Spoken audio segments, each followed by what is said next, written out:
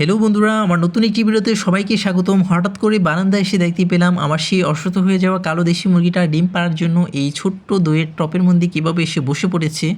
মূলত আমি এখানে আগে কোয়েল পাখি পালন করতাম, যার কারণে এই মুরগিটাকে এখানে রেখে দিয়েছিলাম। আর পাত্রটা এর আগে থেকে ছিল, পাত্রটা আর সরানো হয়নি। বিগত মাসগুলোতে ডিম পাড়াকালীন সময়ে মুরগিটা কিন্তু এই খাঁচার মধ্যেই ছিল, আর খাঁচার পাশে এই ছোট্ট পাত্রটা ছিল। তখন কিন্তু মুরগিটা এই পাত্রটার মধ্যে উঠেও নেই আর ডিমও পাড়েনি, কিন্তু এইবার ডিম পাড়ার সময় মুরগিটার খুবই পছন্দ হয়ে গেছে এই ছোট্ট পাত্রটা, যার কারণে ও পাত্রটার মধ্যে ডিম পাড়তে খুবই পছন্দ করে। মনে হচ্ছে আজকে পাত্রটার মধ্যে ডিম পাড়তে চেয়েছিল, বাট যেহেতু পাত্রটা ছোট আর মুরগিটা একটু পাত্রটার চেয়ে বড়, যার কারণে ডিমটা কিন্তু নিচেই পড়ে গিয়েছে। আর আজকে যখন মুরগিটা সরাসরি ডিম পেড়েছে তখন আমি কাছে ছিলাম না, ওকে ডিস্টার্ব করতে চাইনি, কারণ ও প্রচুর কষ্ট করে ডিম পাড়ে আর কাছে থাকলে ও ডিস্টার্ব ফিল করতে পারে। যার কারণে ওর কাছ থেকে আমি চলে গিয়েছিলাম রুমের মধ্যে। কিছুক্ষণ পর এসে দেখি আমার মুরগিটা ডিম পেড়ে তা দেওয়ার জন্য দাঁড়িয়ে আছে। মুরগিটা এই নিয়ে 4টা ডিম পেড়েছে, আর প্রথম ডিমটা যেদিন পেড়েছিল দ্বিতীয় ডিমটা পাড়ার জন্য 5 দিন সময় নিয়েছিল, আর এখন হলো একদিন পর পর মুরগিটা ডিম পাড়ে।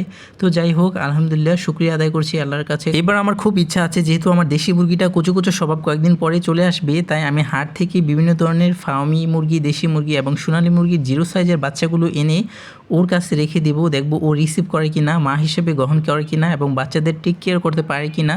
তো আমার দেখার খুবই ইচ্ছা, তাই আমি কয়েকদিন পরেই এটা যখন কুচে চলে আসবে তখন আমি বাচ্চাগুলো কিনতে যাব।